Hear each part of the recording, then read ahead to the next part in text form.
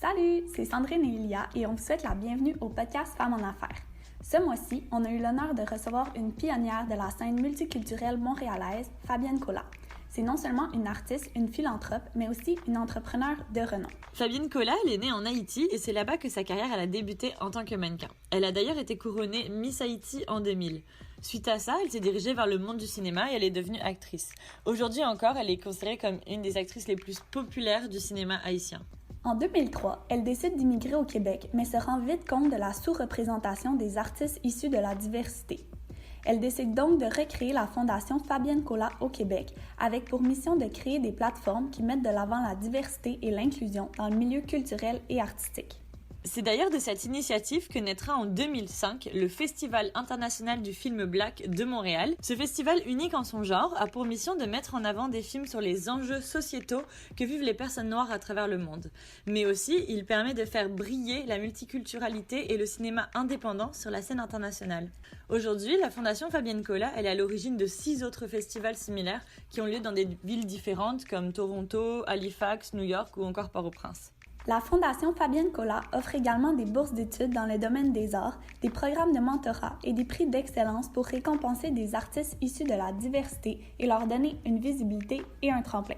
Grâce à ses accomplissements, Madame Collat a notamment été récipiendaire en 2018 du prix Canada's Top 40 Under 40 qui récompense 40 Canadiens performants de moins de 40 ans en raison de leur vision, leur leadership, leur influence et leur responsabilité sociale.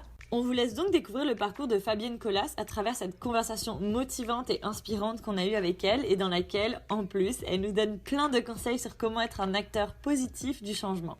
Cet épisode, il est évidemment encore une fois enregistré en mode confinement et on espère que vous et vos proches vous portez bien. Sur ce, bonne écoute!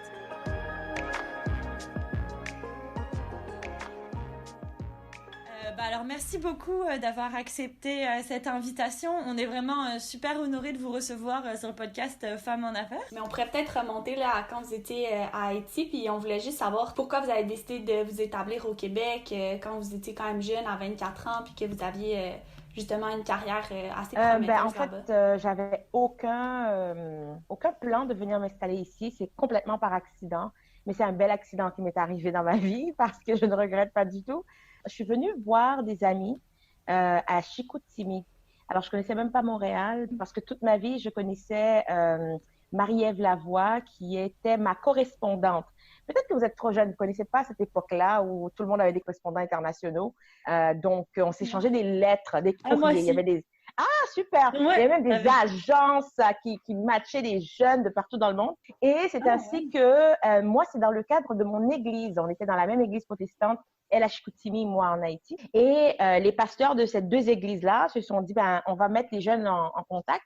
Et on a donc monté un grand Bristol, un gros carton, là. Chacun mettait sa petite photo. J'ai 12 ans, j'aime... je sais pas moi, j'aime telle chose, moi j'aime les pommes, j'aime des trucs un peu, en tout cas c'est cute. Et là, pour faire une histoire courte, donc Marie-Ève, elle m'a choisie. Et là, je recevais une lettre disant « Ah, j'ai vu ta photo, etc. » Et puis voilà, on a commencé à échanger. Donc elle avait 11 ans, j'avais 12 ans. On s'est écrit toute notre vie jusqu'à l'âge de peut-être 18 ans. Et là, elle m'a dit « Est-ce que tu veux venir au Canada, si tu veux venir me voir à Chicoutimi ?» Et là, mes parents qui disent non, il n'y en a pas question, c'est trop grand là-bas, le Canada, mais voyons à quoi tu penses, on ne va pas te laisser partir comme ça.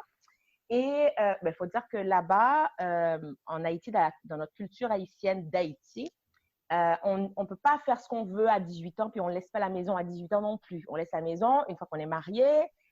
Donc, c'est d'autres cultures. Donc, c'est pour ça que mes parents, oui, pouvaient s'arroger le droit de me dire carrément que tu ne pars pas. Alors, j'ai demandé à Marie-Ève, est-ce que toi, tu veux venir en Haïti? Ses parents disaient non, c'est dangereux, il y a de l'insécurité en Haïti, etc. à l'époque. Donc, finalement, 3 ans plus tard, mes parents, j'ai fait du lobbying quand même pendant 3 ans, ils acceptent de me laisser partir pour aller à Chicoutimi. Et c'est comme ça que j'ai découvert Chicoutimi, j'ai découvert le Saguenay, j'ai trouvé ça magnifique. J'ai rencontré tout plein de gens, ses amis, etc., etc. J'étais parmi la seule noire à l'époque là-bas. J'étais comme une rockstar. Tout le monde voulait me voir, tout le monde voulait me parler, tout le monde voulait manger la bouffe haïtienne. Et pour faire une histoire courte, je lui faisais part de mes plans d'aller à Hollywood en tant qu'actrice. Et là, elle me dit, avant d'aller dans le gros Hollywood, où c'est tellement gros et gigantesque, est-ce que tu voudrais pas faire une escale à Montréal pendant 6 mois, 1 an, apprendre un petit peu comment ça fonctionne en Amérique du Nord, les plateaux de tournage, etc., etc. Aller dans des ateliers de théâtre, voir un peu comment on joue ici. Ça ferait peut-être une moins grande transition pour sauter dans le bateau vers Hollywood. Je me dis, mais ça a beaucoup de sens, ça. Pourquoi pas? Puis j'aimais bien Chicoutimi. Pour moi, tout le Canada, c'était Chicoutimi. C'était comme Chicoutimi. Quand elle me disait Montréal, Montréal, je dis, d'accord, je vais aller voir ton Montréal. Et voilà, le reste de l'histoire. Je suis arrivée à Montréal, j'ai débarqué, je suis devenue immigrante reçue. Et voilà, et je me suis dit, bon, je vais rester ici 6 mois, 1 an. Et je ne suis jamais partie parce que je trouvais que c'était tellement difficile pour moi d'avoir des auditions et de trouver des rôles parce que j'étais une noire immigrante, jeune, avec un accent. J'étais 30 livres de moins que maintenant, mais j'étais trop grosse pour être mannequin en Amérique du Nord et tout le reste pour ne pas être actrice. Et c'est ainsi que je me suis dit, mais il doit y avoir une meilleure solution. C'est pas normal que toutes les portes soient fermées comme ça pour quelqu'un qui vient d'ailleurs, qui arrive. Et c'est ainsi que nous avons recréé la Fondation Fabien Nicolas ici et puis fait des festivals. S'il y a quelque chose à faire, peut-être que je peux contribuer, je peux apporter ma pierre dans le changement pour mettre la diversité à l'écran, pour faire rayonner la diversité. Donc, c'est comme ça que ça a bougé. Et je me suis dit, si je vais à Hollywood, ça va être magnifique, mais je vais peut-être être un numéro. Je vais réussir ou pas réussir, je ne sais pas. Mais peut-être qu'il n'y aurait pas eu de changement, en fait. Et j'ai senti qu'ici, j'aurais peut-être contribué à changer, à faire bouger les choses. Et je regrette rien du tout. Et est-ce que la langue francophone, ça avait un Non, rapport pas du aussi tout, parce avec que ça j'étais vraiment... faut dire que toute ma famille, en fait, mes oncles, mes tantes, mon grand-père, mon frère, etc., ils sont tous aux États-Unis, en fait. Donc, on n'a jamais eu peur de la langue. Je parlais déjà couramment l'anglais. J'avais pris mes cours, j'avais fait mon SAT pour aller à l'université là-bas. J'espérais avoir une bourse à l'université qui m'avait accepté, qui ne me l'avait pas donnée, donc je ne pouvais pas y aller. Mais j'avais fait mon cours de TOEFL, mes examens de TOEFL, tout. J'étais prête à conquérir l'Amérique. Voilà. Et je suis venue conquérir l'Amérique au Québec.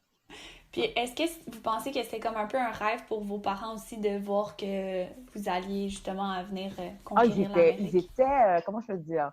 Ils étaient contents, mais en même temps, ils étaient inquiets parce que l'Amérique, c'est quand même grand, c'est énorme. Et je suis l'aînée de la famille, donc laissée comme ça pour l'inconnu, je pense que pour beaucoup de parents, en tout cas les parents du Sud, on est tricoté très serré, et puis la famille, c'est sacré, ça se divise pas, c'est comme un deuil. Mais il me faisait confiance. Je me rappelle encore de cette phrase de mon papa à l'aéroport qui me disait, j'étais un peu inquiète, je partais vers l'inconnu, je savais que c'était un peu l'inconnu. J'avais peur de décevoir. J'avais peur de décevoir le peuple haïtien qui avait beaucoup investi en moi parce que j'étais l'actrice la plus populaire en Haïti. Et puis, je disais, ben, je m'en vais au Canada. Et puis là, c'est comme, oh, on va jamais te revoir. Est-ce que, etc. Et en même temps, je me dis, je ne peux pas être un échec. Je ne peux pas être un échec. Je dois réussir, ne serait-ce que pour faire honneur à la patrie qui m'a tout donné.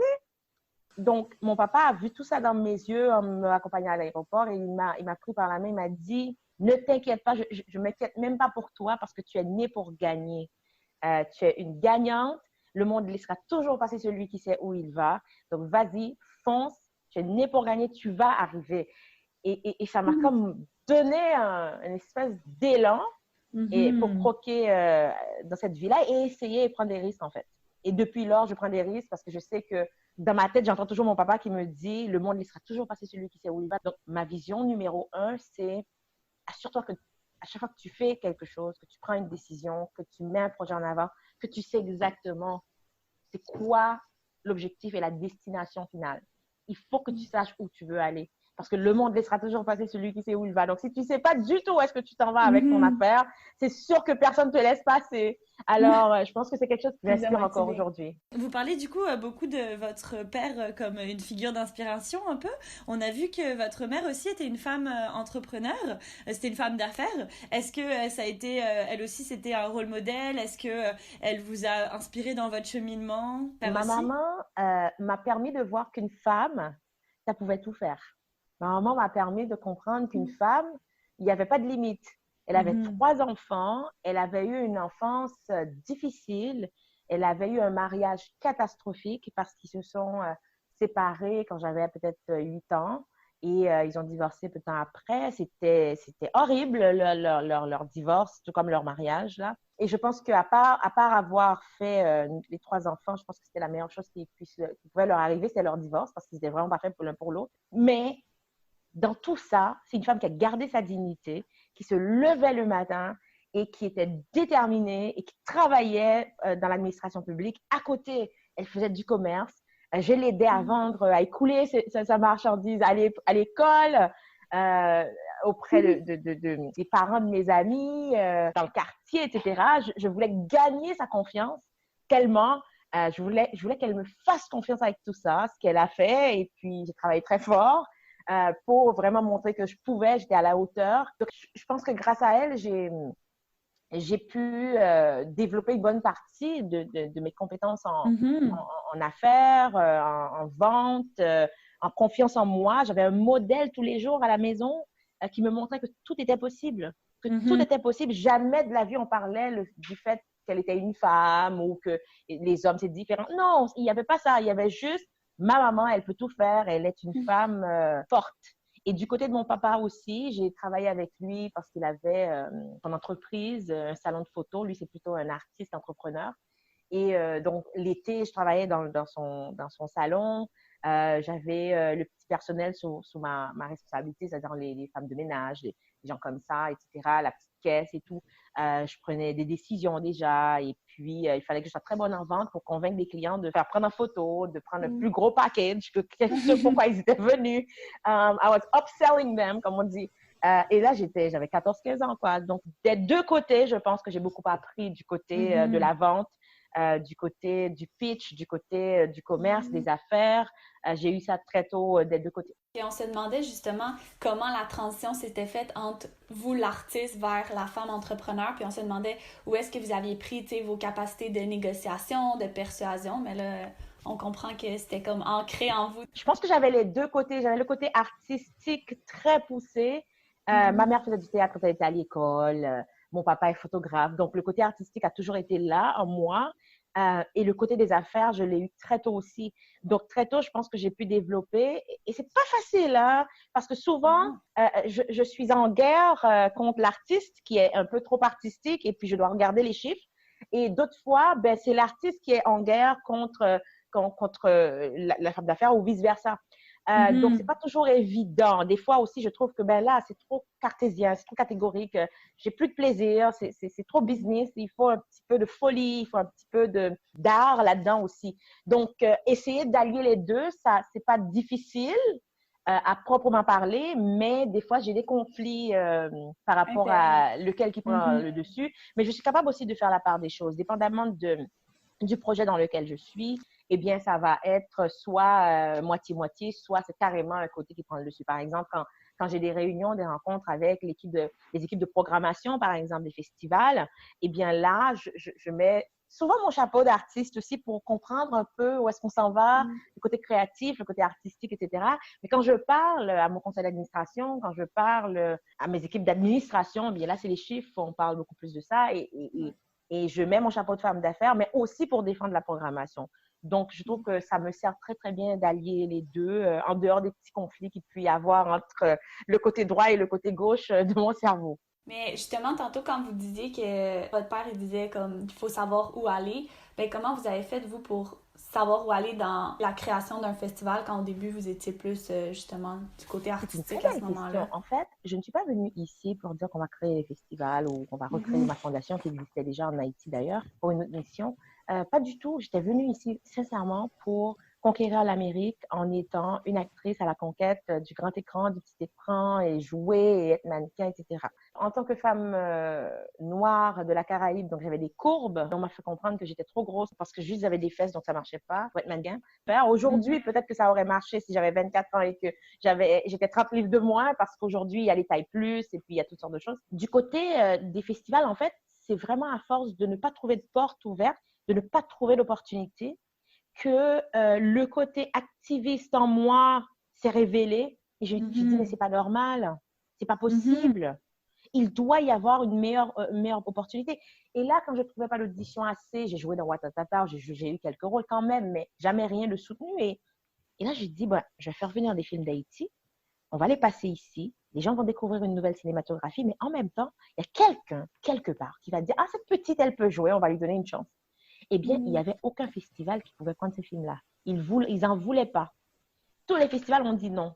OK, fait que vous êtes déjà allé voir les Ah ouais, festivals qui absolument. existaient avant de penser à créer le vôtre. Dans une création, dans un esprit de création de festival, du tout. Je me dis, comme je ne trouve pas de rôle, eh bien, je fais revenir des films pour que le public québécois puisse les découvrir, mais en même temps, peut-être un producteur, un réalisateur, un distributeur, un diffuseur, je ne sais pas qui, un directeur de casting va voir ces films aussi et va dire, bon, on va lui donner une chance pour avoir des rôles. OK.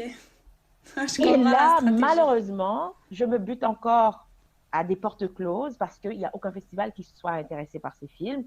Donc, me voici, pas de rôle, pas de travail, pas d'audition, pas de plateforme pour passer ces films-là qui ne peuvent passer que dans des festivals parce que les festivals sont de belles rampes de lancement, de lancement surtout d'un film, de reconnaissance de tout. On ne peut pas aller à un cinéma et dire on passe ce film-là comme ça.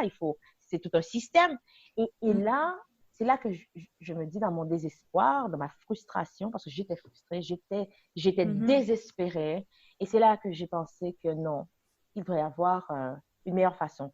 Et je dis souvent dans mes conférences et dans mes ateliers, c'est très bien d'être frustré parce que ça peut être propulseur. Ça peut vous permettre de faire un bond en avant. Mais par contre, il ne faut pas rester frustré. Si vous restez frustré, bien, vous n'allez nulle part. Mais être frustré, passer par cette étape, peut déclencher de bonnes choses pour vos rêves, pour votre avenir, pour vos projets, pour prendre votre vie en main, quoi.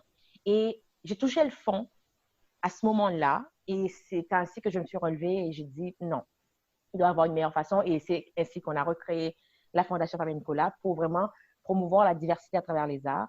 Et une façon très concrète de le faire, c'était de monter le tout premier festival qui était le Festival du film Black de Montréal, qui à l'époque s'appelait le Festival du film haïtien, qui est devenu Festival du film Black 5 ans plus tard. Et par la suite, on a créé le Festival Haïti en folie, qui est en plein air, ici à Montréal. Et plus tard, aujourd'hui, on est rendu à 9 festivals à New York, à Port-au-Prince, Montréal, Toronto, Halifax et le plus récent était Brésil. Donc c'était vraiment par nécessité. Et beaucoup de gens commençaient à nous appeler pour dire venez dans notre ville, on voudrait vraiment avoir cette plateforme aussi, et puis on pourrait en bénéficier. Ici, on n'a pas ça, etc., etc. On a rencontré des réalisateurs des quatre coins du monde qui nous invitent, des partenaires, des gens qui nous disent nous, on va vous soutenir pour faire un festival, etc. Donc, c'est comme ça que c'est arrivé. Et me voici avec une maison de production en même temps à côté, Zaza Production, me voici avec tout plein d'autres projets d'affaires, me voici en train de mentorer des gens, me voici en train de... Vous avez créé votre solution en fait, directement avec la force et la détermination. Exactement ça, c'était créer le monde que je voulais voir exister en fait. De ne pas attendre que le téléphone sonne, de ne pas attendre que quelqu'un arrive parce que je savais que la solution n'allait pas venir de qui que ce soit. Je savais qu'il fallait absolument que soit je quitte, soit j'essaie d'apporter une goutte d'eau, en fait, comme solution. De partir un petit quelque chose. Et ce petit quelque chose-là est devenu un grand mouvement. Et aujourd'hui, on passe chaque année par festival, une centaine d'œuvres. On reçoit, au Festival Haïti en folie, on reçoit plus de 100 artistes locaux et d'autres qui ne sont pas locaux aussi. On a reçu en 15 ans près d'1 million de festivaliers, soutenu des milliers d'artistes. Là, on a des programmes de mentorat, on a des programmes de bourse, on a des programmes de création, on a des programmes pour permettre des jeunes d'aller étudier en cinéma, que ce soit devant ou derrière la caméra. Donc, c'est vraiment quelque chose qui a pris beaucoup d'ampleur et on a pu non seulement séduire le public qui avait soif de diversité, mais en même temps aussi des partenaires. C'est ça, est-ce que ça a été difficile de convaincre les gens de mettre sur pied un festival comme ça? Parce que j'avais entendu dans une autre entrevue que vous disiez que la population québécoise était très ouverte, était très prête à découvrir des films d'ailleurs. Mais est-ce que du côté justement partenaire, financement, ça a été plus difficile? Comment vous avez fait pour convaincre ces personnes-là de l'utilité de votre festival? En fait, j'étais tellement d'une naïveté hors norme. Ça prend une dose de naïveté aussi, hein. J'ai pas fait de plan d'affaires, qui n'est pas vraiment nécessairement un bon conseil à donner parce que j'incite les gens pas à faire un plan d'affaires de 30 pages, mais à faire quand même ne serait que 2-3 pages là, pour savoir où est-ce que vous allez la mettre sur papier un peu les prérequis de votre vision, du plan là que vous avez. Ça, c'est important d'avoir un plan. Mais avoir fait une étude de marché ou un plan, j'aurais pas fait ces festivals-là. Parce que peut-être que ça aurait renforcé les biais qu'on a dans la société, que, bof, qui en a besoin, vraiment, le public n'est pas prêt, etc. J'ai pas fait d'études, rien, j'ai foncé. Et le public, les médias, les artistes, c'était magnifique. Notre première édition, qui était à l'époque Festival du film haïtien, a eu 3000 personnes en 3 jours, en pleine tempête de neige. C'était au mois de décembre. Tempête de neige totale. On était au Cégep Saint-Laurent, je me rappelle. C'était une espèce d'auditorium église, là. C'était rempli. C'était rempli. On a fait 6 représentations. C'était magnifique. Et on n'avait pas beaucoup de partenaires, non, à l'époque. Parce que les partenaires, ils veulent voir une preuve que vous savez où est-ce que vous allez, etc. Et tout ce que j'étais, c'était une jeune fille d'une vingtaine d'années qui arrive avec son enthousiasme. Et puis, j'étais décidée, j'étais convaincue. Et là, ils disent, she's overconfident. Il y a quelque chose qui marche pas. Elle est trop sûre d'elle, là, puis elle n'a jamais fait de festival encore, donc c'est pas possible. Donc non, je n'ai pas eu vraiment l'aide que j'aurais voulu pour partir. Mais ça, c'est l'autre leçon que j'ai apprise.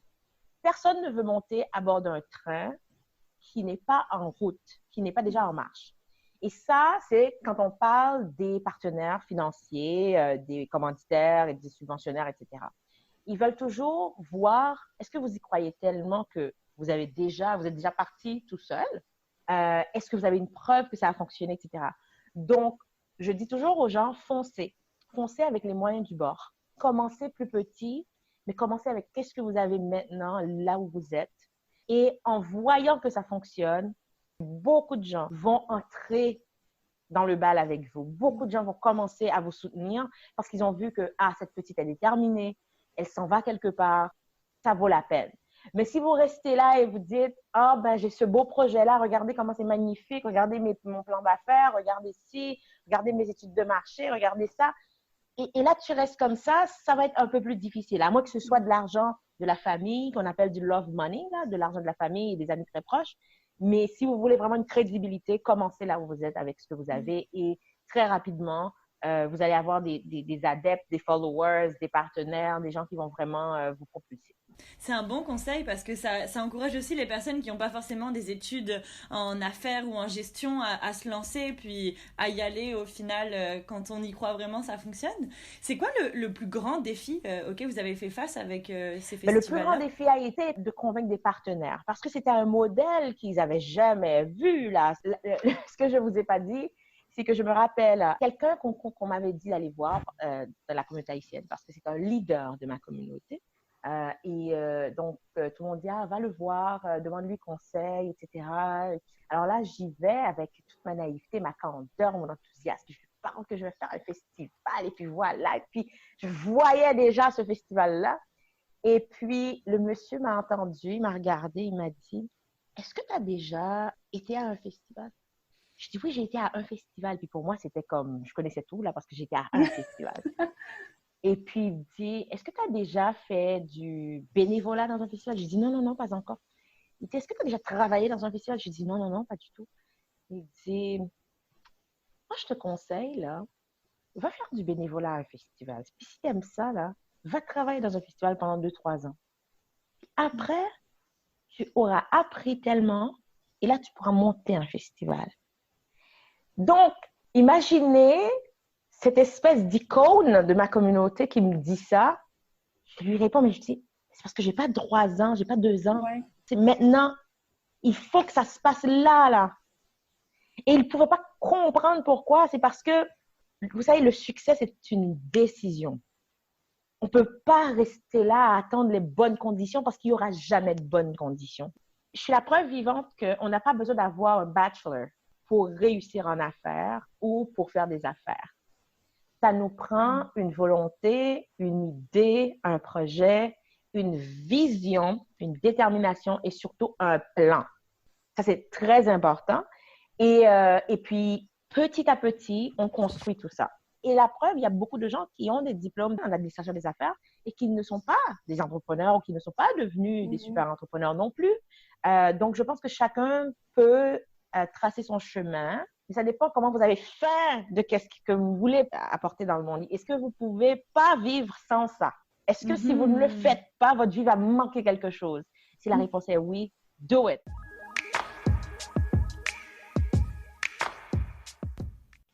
Alors, 20 ans plus tard, après que qu'on m'a refusé la bourse pour faire mon bachelor aux États-Unis, eh bien, 20 ans plus tard, je reçois une bourse de 50 000 $ de McGill HEC pour faire mon EMBA. So, n'est-ce pas magnifique? Ouais, c'est le fun que justement vous n'avez pas comme pris pour acquis que ok j'ai réussi fait que j'ai plus besoin de rien. C'est le fun que vous allez comme découvrir aussi un autre univers. Les études ça fait pas tout mais ça peut aider aussi. Fait que non mais c'est comme complètement un autre, parce que moi toute ma vie j'ai eu une approche de gestion, comment je dirais ça, très intuitive.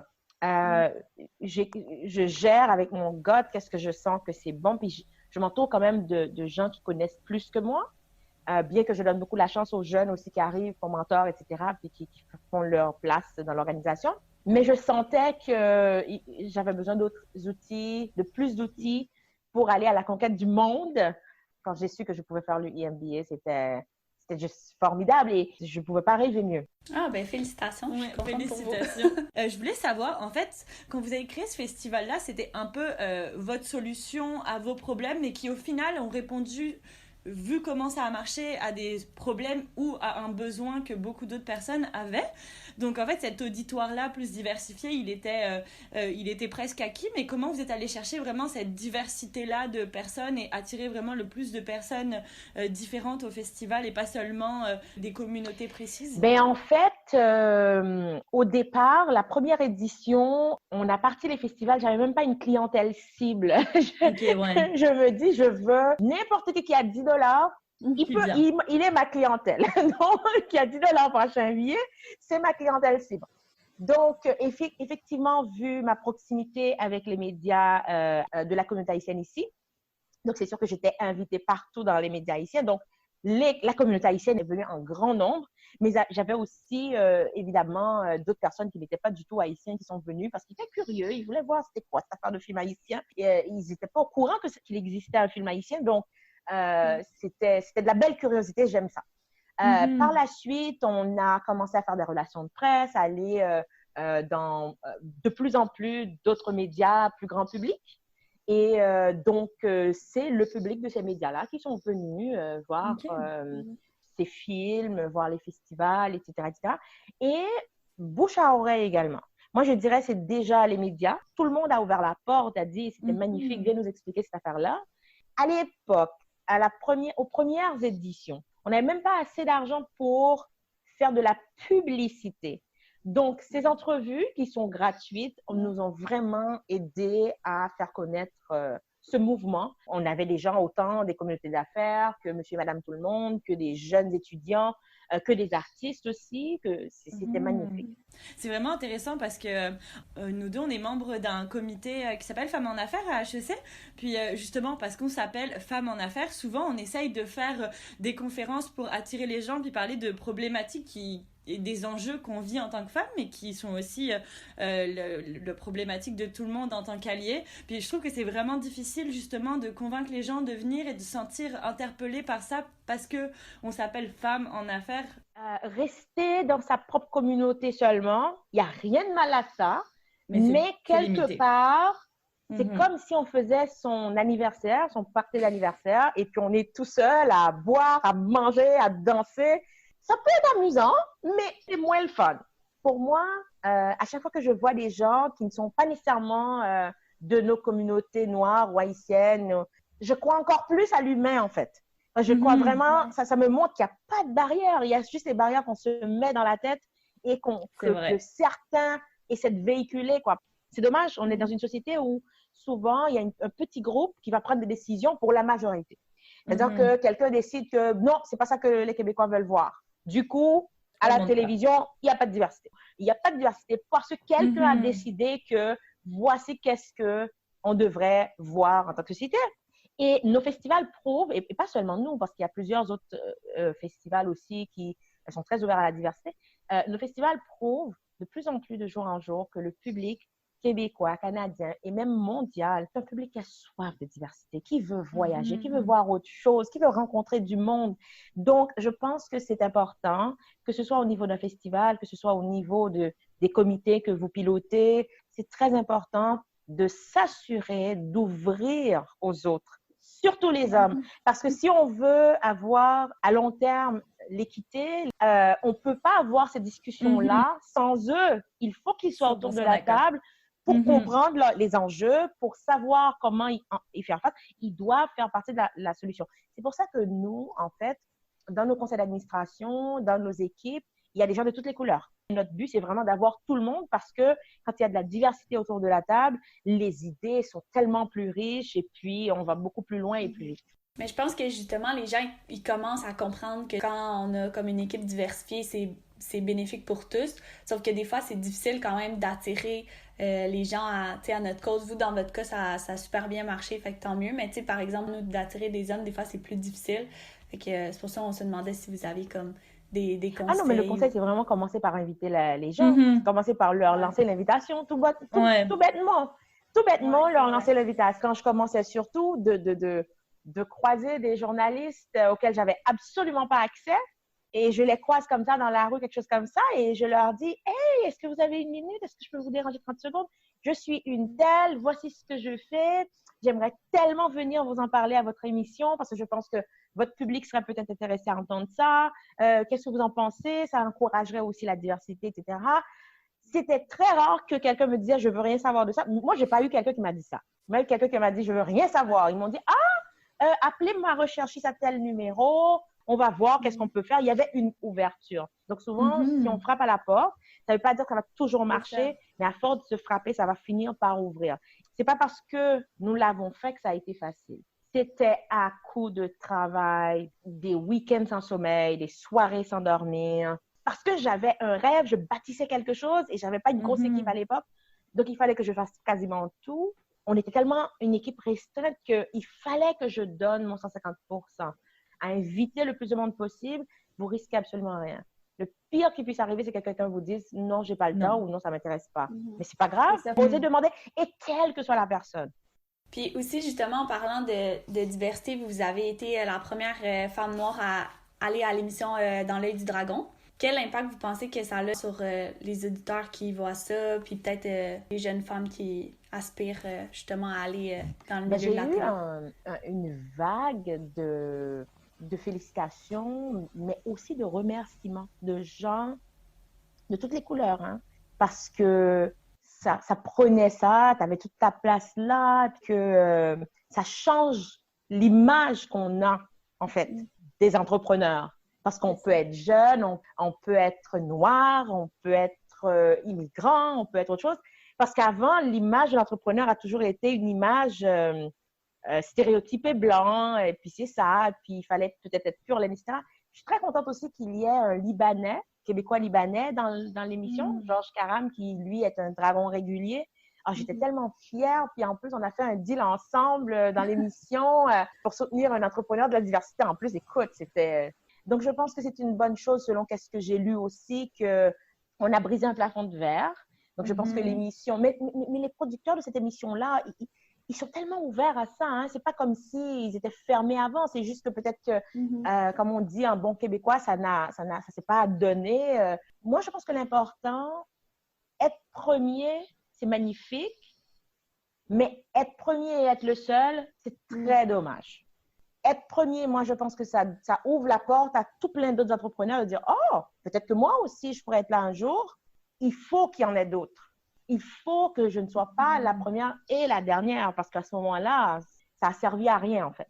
Je me suis promise de proposer à l'émission d'autres entrepreneurs de la diversité que je connais, qui seraient parfaits pour l'émission aussi. Et j'incite tout le monde à faire pareil. Souvent, des talents des communautés culturelles ou des minorités visibles restent trop cachés, en fait. On est les best kept secrets. Mais c'est pas possible. On doit être visible pour les bonnes choses, quoi. Quelle initiative on peut prendre pour aider à la visibilité des personnes qui sont de couleur ou les femmes, accéder à des postes de direction? Comment on peut faire comme en tant qu'allié pour aider à cette cause-là? Oui, je trouve que vous commencez très, très bien, là, avec votre podcast. Et puis, il faut arrêter de penser à notre échelle, nous autres, nous sommes tout petits, etc. Il faut arrêter ça. Moi, je me rappelle encore quand je commençais, ça me fait encore sourire aujourd'hui. Quand je commençais, j'arrivais chez tout le monde là à qui j'en parlais. Je dis, moi là, je vais faire un gros festival. J'avais pas un sou pour faire le festival. Et déjà dans ma tête, parce que dans ma tête, je ne voyais pas seulement où j'étais aujourd'hui, où j'étais à ce moment-là. Je voyais où ça pouvait être, où ça pouvait aller. C'était la vision. Donc, comme mon papa me disait, le monde laissera toujours passer celui qui sait où il va. Je voyais la destination là. Évidemment, les festivals sont devenus beaucoup plus grands et plus importants et avec un plus grand rayonnement que j'aurais jamais imaginé. Mais ce que je veux vous dire, arrêtez de penser seulement à notre échelle, etc. Ce que vous faites, c'est magnifique. Puis aujourd'hui, avec les réseaux sociaux, vous atteignez autant de gens, sinon plus, que des gens qui sont peut-être établis et puis qui ont 20 ans de plus que vous ou qui ont plus d'expérience ou quoi que ce soit. Donc, le conseil que je dirais, c'est continuer à toujours faire un effort pour penser à l'inclusion. Parce que la diversité, c'est tout autour de vous. Mais l'inclusion, c'est vraiment un choix. Hein? C'est un choix conscient qu'on fait. C'est un choix conscient pour dire, bon, ben, si vous voyez que ça fait déjà trois personnes que je prends, mais elles commencent à se ressembler trop là, ben, pensez à aller ailleurs. Mais c'est un effort conscient. Mais je pense que c'est un bon conseil aussi pour nos auditeurs. C'est beaucoup des gens qui sont au HEC, donc en affaires. Puis d'entendre ça, puis de voir plus de diversité, ben eux, quand ils vont arriver à des postes de direction, ils vont penser à ça. Puis là, c'est là que justement, ils vont faire l'effort de dire « Ah, oui, je connais la diversité, mais là, il faut que je l'inclue dans le conseil d'administration ou juste dans mon équipe en général. » Pas juste pour nous, pour le podcast, mais pour toutes les autres qui nous écoutent. Ça va les aider plus tard. Je me rappelle, pas plus tard que la semaine dernière, et puis j'ai une personne de mon équipe, et puis elle me dit « Hey, j'ai trouvé une superbe idée qu'on pourrait faire un panel dans un des festivals. On pourrait faire un panel de telle façon, puis l'angle pourrait être telle affaire, telle affaire. » Puis là, je lui dis, il faut dire que cette collègue, elle est blanche, juste pour mettre en contexte. Et là, on parle d'un panel avec des Noirs. Et là, elle dit, l'angle serait telle chose. Puis là, le modérateur peut-être pourrait être d'une autre communauté, donc blanc ou whatever, etc. Puis la façon qu'elle expliquait l'angle, je lui dis, c'est une superbe idée, sauf que si on le fait comme ça risque d'être perçu de cette autre façon-là. Et là, on part sur une controverse, ma chère. Ça risque de très mal se passer. Et elle dit, oh, mais t'as tellement raison, j'avais pas vu ça comme ça. Ah non, c'est pas l'idée du tout. Et là, je me suis arrêtée et je lui ai dit, peux-tu t'imaginer si dans l'équipe, il n'y avait que des Blancs et qui pensaient à faire cette programmation-là, comment que on n'a pas la sensibilité de l'autre côté. C'est pour ça qu'on a des cas comme Slave, quand il n'y a pas de gens diversifiés devant, derrière la caméra, derrière la scène, dès l'idéation même du projet, surtout quand tu veux célébrer cette communauté-là. Donc, moi, je pense que c'est une façon de vous dire que c'est important. Arrangez-vous pour avoir des gens et faites un effort conscient pour aller chercher des gens qui ne vous ressemblent pas, qui ont d'autres expériences. Et faites attention aussi parce que souvent, on va mettre, par exemple, tous les Noirs dans le même panier. C'est-à-dire que c'est les gens qui sont issus de l'immigration. Il y a une très grande différence entre moi, qui suis née et qui ai grandi en Haïti, par exemple. Toute ma vie, en fait, je suis arrivée ici après 20 ans. Donc, il y a une grande différence entre ça, mon vécu, et quelqu'un qui a mon âge, mais qui est né ici à Montréal, qui a étudié toute sa vie à Montréal, qui ne connaît que cette expérience québécoise-là. Donc, cette personne-là n'aura peut-être pas, c'est pas les mêmes, comment je peux dire, sur les questions de sensibilité, diversité, c'est deux approches, mais il faut savoir, OK, c'est quoi l'expérience de cette personne-là? Voyez-vous, donc souvent, on met tout le monde dans le même panier, ben, c'est un Noir. Oui, mais est-ce qu'il est immigrant? Est-ce qu'il vient de l'Afrique, de la Caraïbe, de l'Europe? Est-ce qu'il est né ici? Est-ce qu'il est de première génération, deuxième génération? C'est quoi sa réalité pour pouvoir comprendre la perspective de cette personne sur une réalité donnée? Mais je trouve que ça fait vraiment écho à un peu le mouvement où on dit que souvent, par exemple, pour les femmes, on vote des choses alors qu'elles sont pas à la table des décisions. Bah là, c'est un peu la même chose. On peut pas vraiment parler de d'une représentativité qui est vraiment réelle si on n'inclut pas les personnes qu'on vise à la table de décision. Comme un nouveau layers qu'on rajoute maintenant. Avant, on n'incluait même pas les femmes. Maintenant, on commence à les inclure. Maintenant, il faut inclure la diversité. C'est tellement important de penser à tous ces niveaux-là quand on prend des décisions. En fait, on a un objectif qui est positif. Notre impact n'est pas réellement si on n'écoute pas les réels besoins de ces communautés-là. Pour moi, et je suis très catégorique là-dessus, les femmes, c'est la moitié de la population ou plus que la moitié de la population. 50 ou 51% de la population. Donc, c'est normal qu'elles soient à la table. C'est même pas de la diversité, c'est un droit. C'est un droit qu'on a d'être à la table parce que les femmes, on est la moitié de la population ou plus. Pas de la diversité pour moi du tout là. Donc, c'est corriger une espèce d'injustice là. Maintenant, pour moi, la diversité, c'est ajouter des gens qui, même en mettant 50 femmes, seraient toujours pas là. On commence à parler des gens avec peut-être un handicap ou quelque chose comme ça. On commence à parler à des gens qui sont ouvertement LGBTQ. C'est la même chose avec les femmes. Entre les femmes, il y a cette disparité aussi. Pour chaque dollar qu'une femme de couleur blanche va faire, eh bien, les femmes de minorité visible, les femmes de couleur, vont faire 82 sous et des fois moins selon son ethnie. Encore aujourd'hui au Canada. Donc, ça veut dire qu'il n'y a même pas d'équité, d'égalité entre les femmes. C'est pour ça que c'est important de s'assurer que dans ce beau mouvement de femmes, eh bien, qu'on ne laisse pas nos sœurs de minorité visible. Parce que sinon, on commence à zéro. C'est-à-dire que, OK, on met 50% de femmes, mais 50% de femmes blanches, et puis, OK, oh, là, il faut recommencer pour mettre un autre 50% de femmes.